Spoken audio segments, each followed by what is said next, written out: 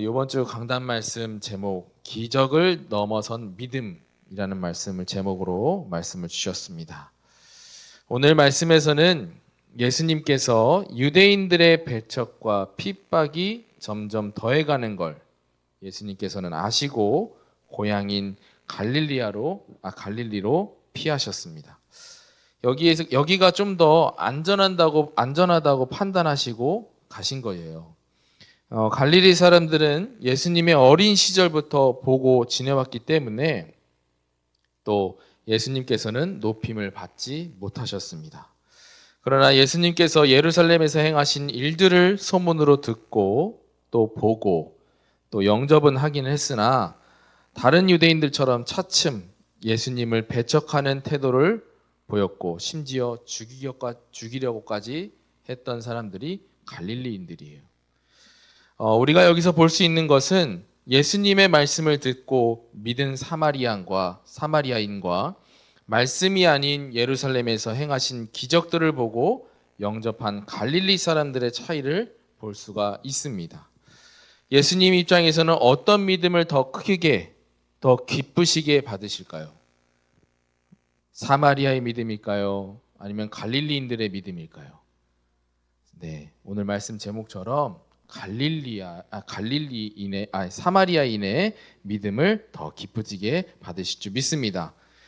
보지 않고 말씀 듣고 가진 믿음, 그게 사마리아인들의 믿음이었어요. 그렇다고 해서 우리 또한 사마리아인들처럼 그냥 듣고 확인조차 안 하고 우리가 믿음을 가지라는 얘기가 아닙니다. 그렇죠? 일단은 우리가 가진 그 작은 믿음의 씨앗부터 시작해서 우리의 믿음이 더욱더 견고할 수 있도록 날마다 복음의 비밀을 알아가는 시간이 필요한 거예요.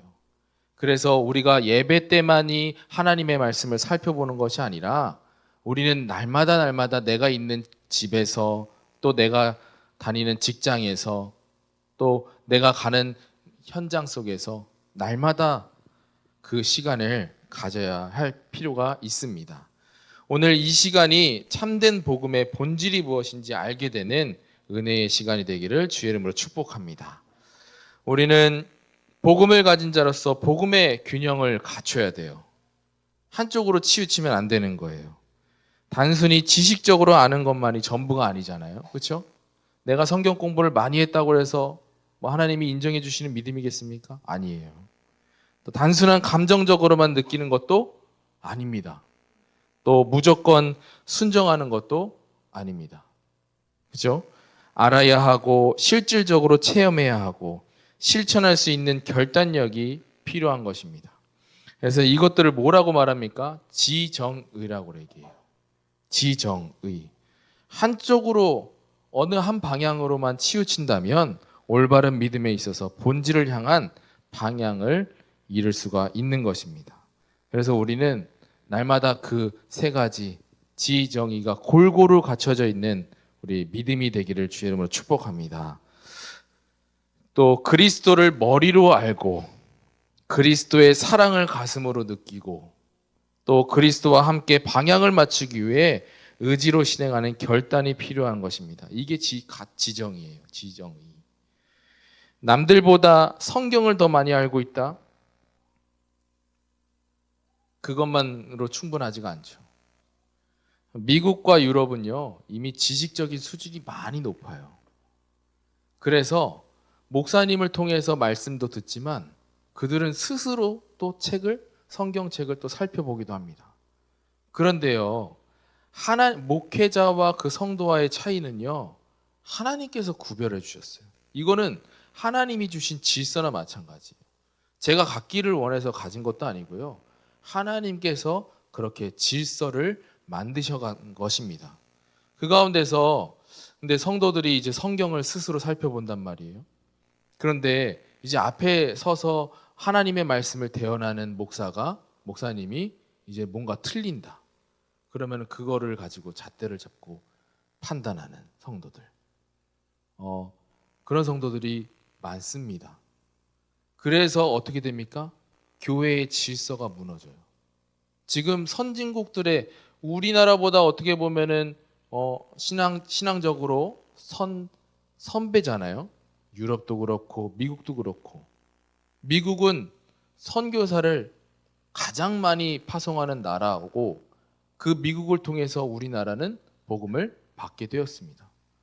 그런 이제 미국은 어떤 교회 모습이 어떻냐? 다 그렇지는 않겠죠. 다 그렇지는 않습니다. 우리가 다 그렇다고 보시면 또 안 돼요. 그렇다고 해서 다 그렇지 않다고 보시면 안 돼요.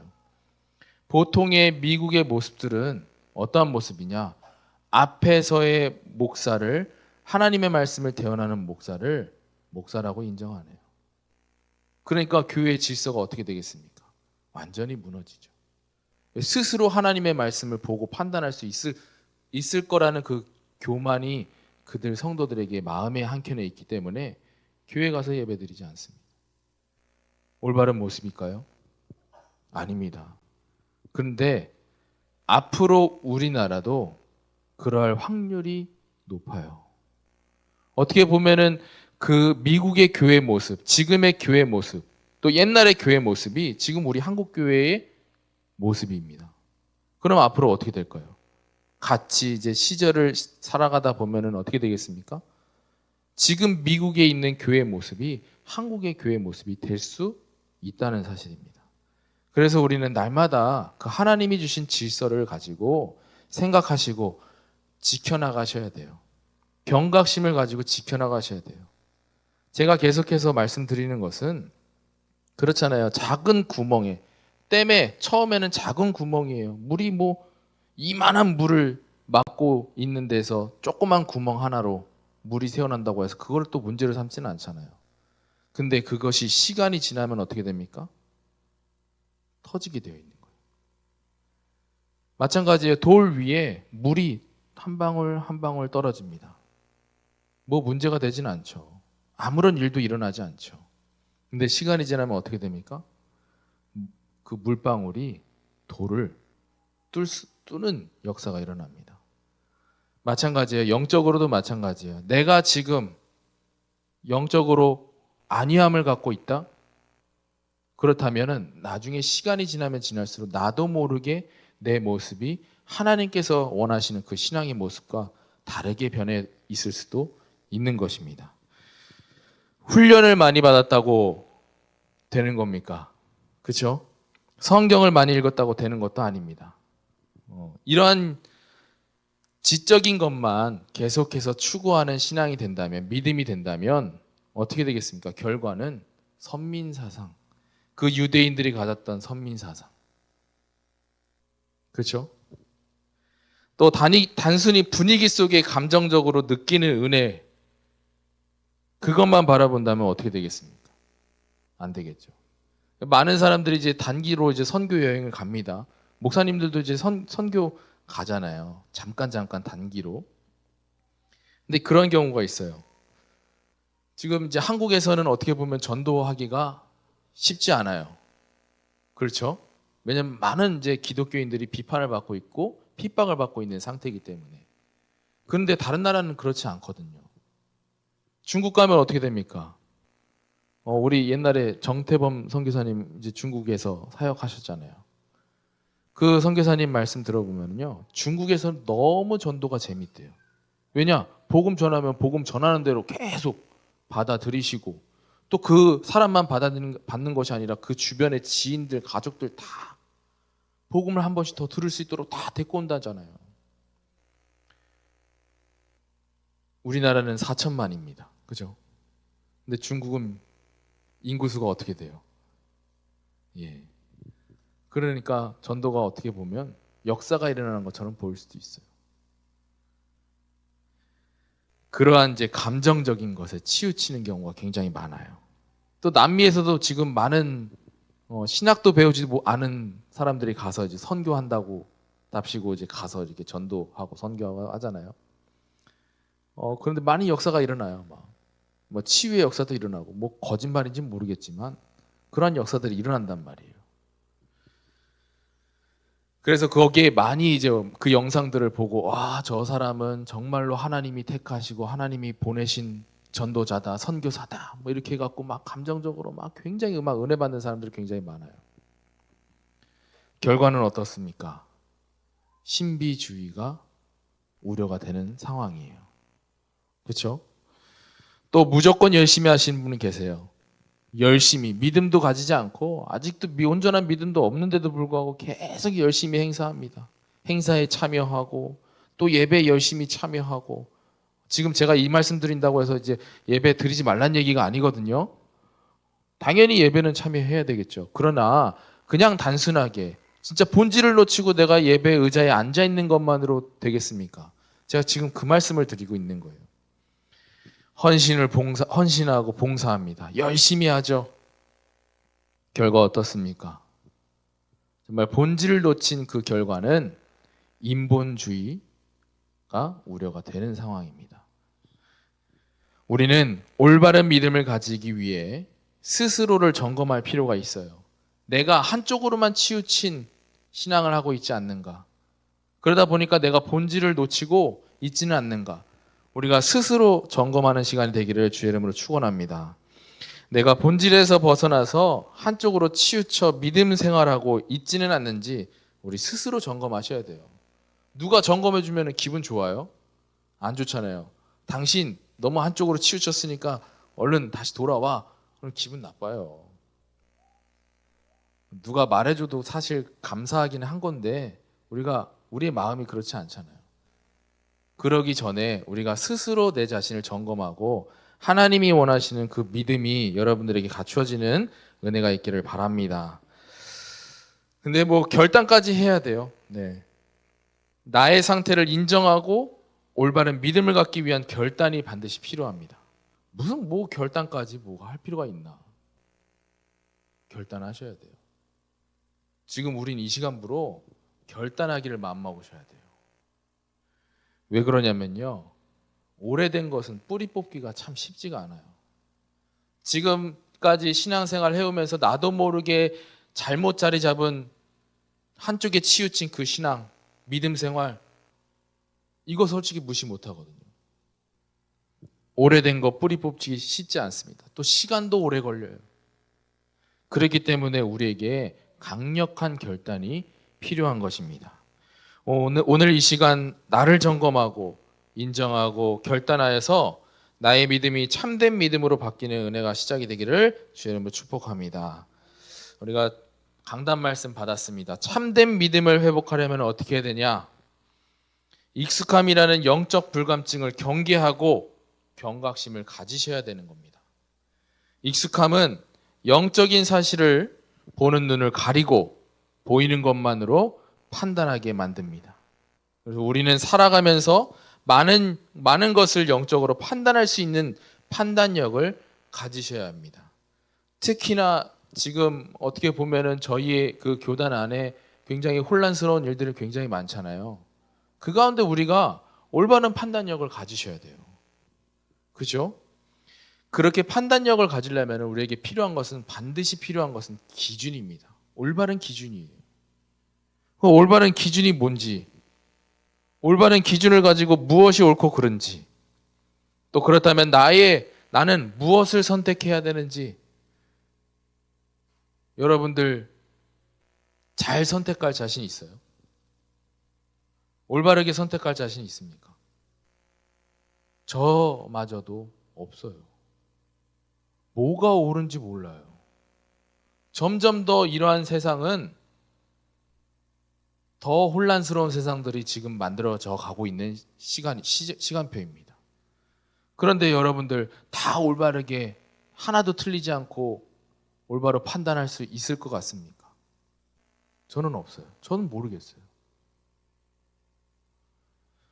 그래서 저는 여러분들보다 신앙생활 또 오래 한 것도 아니잖아요. 그죠? 그러나 모든 것을 알고 계시고 우리를 올바른 길로 인도하시는 하나님을 의지하며 기도하시면 돼요. 근데 여기서 분명할 것은 여러분들의 순수한 하나님을 바라보고 하나님께 올바로 인도받기를 원하는 하나님의 뜻과 방향에 맞춰서 가기를 원하는 그 순수한 마음이 필요하신 거예요. 그 마음을 가지고 여러분들이 기도하시면 되는 겁니다. 지금 당장 원하는 것을 달라고 기도하는 것이 아니라요, 우리는 만복의 근원, 하나님이 원하시는 선택이 무엇인지를 구해야 합니다. 그래서 시편 72편 1편에 보면요, 솔로몬의 기도 내용이 나와요. 솔로몬은 뭘 기도를 하냐면요, 당장에 필요한 것을 구한 게 아니라 하나님이 원하시는 선택이 무엇인지, 하나님이 원하시는, 우리에게 원하시는 선택이 무엇인지 판단력을 달라고 기도를 합니다. 그래서 시편 72편 1편을 보면요, 하나님이여 주의 판단력을 왕에게 주시고 주의 공의를 왕의 아들에게 주소서, 이래요. 이 솔로몬의 기도가 우리의 기도가 되기를 주의 이름으로 축원합니다. 다른 거 구할 필요 없어요. 하나님께 올바로 인도받기를 원하는 마음에 하나님께 뜻과 방향을 구별할 수 있는 그 판단력을 달라는 기도가 얼마나 대단합니까? 그때 당시에 솔로몬이 더 필요한 것들이 얼마나 많았겠어요. 근데 그런 것 구하지 않고 하나님께 구하는 것은 하나님의 판단과 하나님의 판단력을 구하는 기도 보세요. 이러한 기도가 우리의 기도가 되어야 될 줄 믿습니다. 현재 지금 많은 신앙인들이 착각을 하고 살아가고 있어요. 나는 목사고, 나는 장로고, 나는 모태신앙이니까 아니하는 믿음 생활. 또 하나님 앞에서 겸손치 못하고 영적으로 자만에 빠진 자들이 결과가 어떻습니까? 그죠? 우리 성경 속에서 잘 살펴볼 수 있잖아요. 대제사장들 보세요. 또 바리새인들 보시기 바랍니다. 유대인들도 한번 보세요. 이들이 예수님을 십자가에 못 박고 죽게 만든 장본인들입니다. 그죠? 하나님이 택하신 백성인데도 불구하고, 하나님과 가장 가까운 백성인데도 불구하고 잘못 판단해서 어떻게 됐습니까? 예수님을 직접 심판을 하는 장본인들로 되었잖아요. 그래서 우리는 날마다 하나님 앞에 겸손히 나아갈 필요가 있는 것입니다. 겸손하다는 것은요, 우리가 마치 하나님보다 더 알고 있다는 것처럼 우리가 신앙생활 하지 말자는 얘기예요. 날마다 겸손한 마음으로 뭐가 옳고 그른지 정확하게 알고서도 판단하지 못하는 나약한 인간인데, 그렇죠?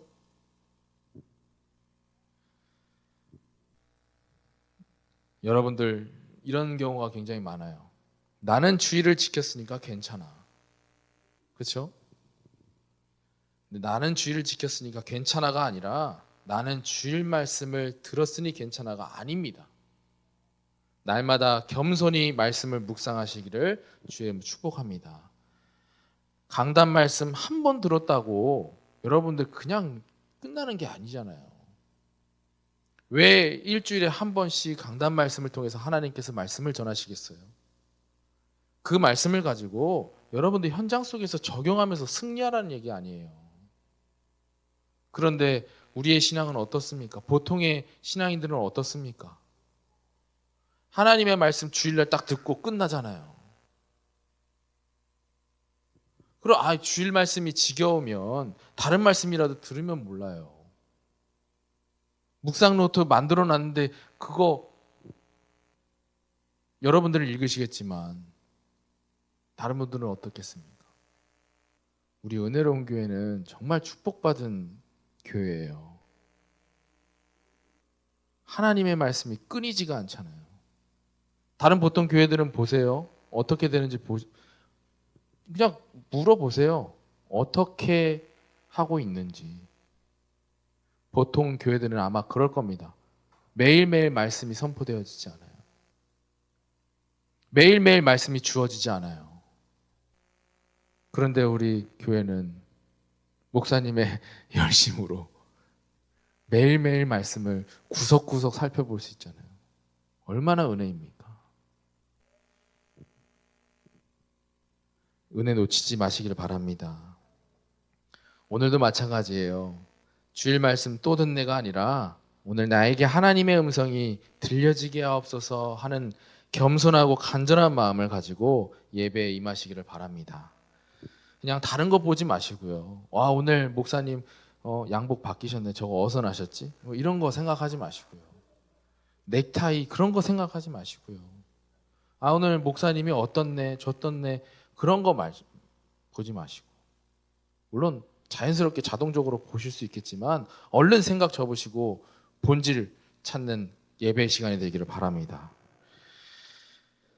또 보고 믿는 믿음보다 듣고 믿는 믿음을 하나님께서 원하신다고 말씀 주셨습니다. 부활하신 예수님을 보고 도마가 이제 손에 못자국과 옆구리에 창자국을 확인합니다. 확인한 도마를 보고 예수님께서 뭐라고 말씀하십니까? 요한복음 20장 29절에 예수께서 이르시되 너는 나를 보고 본 고로 믿느냐? 보지 못하고 믿는 자들이 복되도다 하시니라 그랬어요.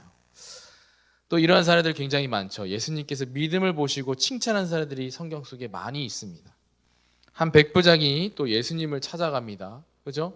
이 백부장은 뭐 어떤 문제가 있어서 예수님을 찾아갔냐면, 이제 수종 들고 있던 여인, 그죠? 하인이 병들었으니까 이제 고쳐달라고 이렇게 얘기를 해요. 근데 예수님께서 직접 집에 오시는 것이 좀 그러니까 말씀만 하옵소서, 그러면 내 하인이 낫겠나이다 이렇게 하잖아요. 그 믿음을 보고 예수님께서 뭐라고 말씀하십니까? 이스라엘 중에서 이만한 믿음은 만나보지 못했다 이렇게 말씀하셨어요. 또 직접 기전의 현상이나 임재를 보지 않고도 말씀의 권위만으로 치유될 것을 믿었던 백부장의 믿음은 보지 않고 믿는 믿음과 같은 것입니다. 또 믿음의 조상 아브라함은 어땠습니까? 내가 지시할 땅으로 가라 그랬더니 어떻게 했어요? 아니 뭐 어디로 딱 구체적으로 좌표를 찍어준 것도 아니고요. 가래요. 근데 갔어요. 그죠? 믿음, 하나님의 말씀만 믿고 고향을 떠난 거예요. 이 믿음도 보지 않고 믿는 믿음. 또 다윗은 어땠습니까? 너는 앞으로 왕이 될 것이야, 이 언약을 붙잡잖아요. 그 사무엘을 통해서 주신 그 하나님의 말씀을 언약으로 붙잡았어요. 하나님을 모욕하던 이제 골리앗에게 담대하게 나가잖아요. 이때 저는 다른 루트로 다윗의 믿음을 확인할 수가 있었습니다. 다윗이 어떻게 골리앗 앞에 자신보다 3배나 더 큰 그 골리앗 앞에 나아갈 수 있었을까요? 다윗에게는 믿음이 있었어요. 하나님께서 반드시 나를 왕으로 세우신다고 약속하셨으니까 하셨는데 나는 아직 왕이 되지 않았네? 그럼 왕이 되기 전까지 하나님께서 불러 가시겠나? 이 믿음을 가지고 있었던 거예요. 그러니까 담대하게 나갈 수 있었죠. 그죠? 우리가 이런 믿음을, 보지 않고 믿는 믿음 반드시 가지시길 바랍니다. 하나님은 조건을 보지 않고 믿는 믿음을 원하십니다. 그러나 오늘 갈릴리인들은 어떻습니까? 우리가 성경에서 읽어본 갈릴리인들은 그렇지 않았습니다. 예루살렘에서 행하신 예수님의 기적들을 보고 그들은 믿었어요. 이것은 진정한 믿음이 아닙니다. 기적은 우리의 목적지가 아니라 표지판이라고 말씀을 우리가 받았잖아요. 기적은 우리에게 진정한 믿음으로 인도하는 것입니다. 그렇죠? 우리에게 하나님이 일으키신 기적이 있을 수 있어요. 지금까지 신앙생활하다 보면 야 진짜 이거는 하나님께서 나에게 주신 기적이다. 나에게 베푸신 기적이다 이렇게 믿을 수 있어요. 그렇죠? 그러나 우리는 받은 그 기적에서 절대 머무시면 안 돼요. 우리는 더 큰 하나님의 뜻이 무엇인지 우리는 발견해야 될 줄 확신합니다. 그래서 제가 한 번은 계속해서 하나님이 기도하실 때마다 응답 주시길래 감사합니다 했죠. 배운 대로 감사합니다 했어요. 근데 문득 생각이 드는 거 있죠. 왜 하나님께서 나에게 이러한 기적을 베푸셨지? 그러면서 하나님께 하나님의 뜻을 묻는 기도를 하기 시작했어요. 근데 그러한 기도를 할 때마다 하나님께서 응답하시는데 앞에 받은 그 응답은, 기적은 서론에 불과하더라고요. 그 뒤에 받은 응답들이 더 진짜예요. 그래서 여러분들 하나님께 응답받는다고 감사함으로 끝나는 것이 아니라, 그러면 여러분들의 신앙이 어떻게 되겠어요? 한쪽으로 치우치는 신앙이 될 수도 있어요. 감사함으로 끝나는 것이 아니라 왜 이러한 응답을 나에게 주셨는지 또 하나님께 뜻을 묻는 그런 기도가 되기를 바랍니다. 그래서 저에게 있던 응답 많죠. 그 중에 하나가 있습니다. 제가 제 성향이 어땠냐면요. 통장에 잔고가 점점 줄어들고 거의 이제 바닥이 나면요. 마음이 불안했어요. 불안하고 힘이 빠지고 굉장히 그냥 억지로 살아가는 그런 분위기였거든요. 그런데 어느 날은 복음을 깨닫고 나니까 그때 받았던 그 월급보다 더 작게 받았는데도 불구하고 제 마음이 너무 평안하더라고요. 근데 일단은 제 생각이 그 통장의 잔고에 있지 않았어요. 제 생각이 어디에 있었냐면은 하나님 말씀 가운데 붙잡혔어요. 계속 하나님의 말씀이 내 삶에서 확인이 되니까 그 잔고 볼 시간이 없는 거예요. 생각조차 안 들어요. 그런데 나중에는 시간이 지나고 나니까 보통은 월급 받기 전, 다음 월급 받기 전에 한 일주일 정도 되면은 제가 돈에 잔고가 없었거든요. 근데는 더 적게 받는데도 남아있는 거예요, 돈이. 더 많이 남아있어요. 그때 느꼈어요. 그냥 단순하게 감사함으로 끝나지 않고 하나님께서 왜 나에게 이런 응답을 확인시켜 주실까? 그때 하나님께서 말씀을 통해서 저에게 답을 주셨어요. 빌립보서 4장 12절부터 13절 말씀인데요.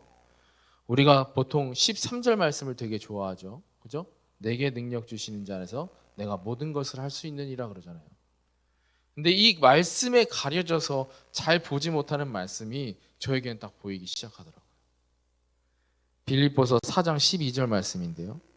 나는 비천에도 처할 줄 알고 풍부에 처할 줄도 알아 모든 일 곧 배부름과 배고픔과 풍부와 궁핍에도 처할 줄 아는 일체의 비결을 배웠노라 그래요. 바울이 지금 이 고백하는 거예요. 바울이 전도 여행을 떠나면서 주는 대로 먹어야 되잖아요. 내가 달라고 할 수도 없잖아요. 바울 입장에서. 그렇죠? 그래서 바울이 비천에도 처할 줄 알고 풍에도 처할 줄 아는 일체의 비결을 배웠다는 거예요. 이 말씀이 저한테 딱 보여지면서 그렇구나 라는 것을 깨닫게 되었습니다. 그렇구나. 하나님의 일을 하는 자에게는 비천에도 처하고 그 없고 있고를 떠나서 하나님께서는 그 경제에 대한 자유로움을 하나님께서 허락하셨구나. 이것이 저에게 확인되게 시작되었습니다. 너무 큰 응답이죠. 여러분에게도 앞으로 많은 기적들이 펼쳐질 것을 믿습니다. 그러나 기적에 머물지 마시고 그 속에서 더 큰 하나님의 뜻을 발견하는 응답이 있기를 주의 이름으로 축복합니다. 조건을 두고 믿었던 갈릴리인처럼 신앙생활을 하는 것이 아니라 조건 없는 영접이 참된 제자의 길을 여러분들 택하시기를 바랍니다. 그래서 하박국 선지자가 고백하잖아요. 하박국 3장 17절부터 18절에 보면요. 비록 무화과 나무가 무성하지 못하며 포도나무에 열매가 없으며 감람나무에 소출이 없으며 밭에 먹을 것이 없으며 우리의 양이 없으며 외양간에 송아지가 없을지라도 다 없는 거예요. 그때 그 시절에. 지금 다 없다고 얘기하잖아요. 18절에 보면요. 나는 여호와로 말미암아 즐거워하며 나의 구원의 하나님으로 말미암아 기뻐하리로다. 하박국 선지자처럼 현실에 보이는 기적이 없어도 오직 그리스도로 충분한 제자로 살아가시기를 바랍니다. 예수님의 기적들 체험한 무리들 다 어떻게 됐어요? 예수님께서 십자가에 처형을 받으시니까 어떻게 됐습니까? 다 도망가고 흩어졌어요. 기적을 보았는데도 불구하고 다 도망갔어요. 진짜가 아니란 얘기예요. 진짜는 언제 드러난다고요? 문제와 위기가 왔을 때 진짜가 드러나요. 교회 위기가 왔을 때 떠나는 사람 가짜예요. 근데 교회 위기가 있을 때마다 기도하고 남아있는 자들, 그들이 진짜 신앙이고 하나님께서 축복하시는 하나님의 자녀인 줄 믿습니다. 그래서 진짜 기적은요,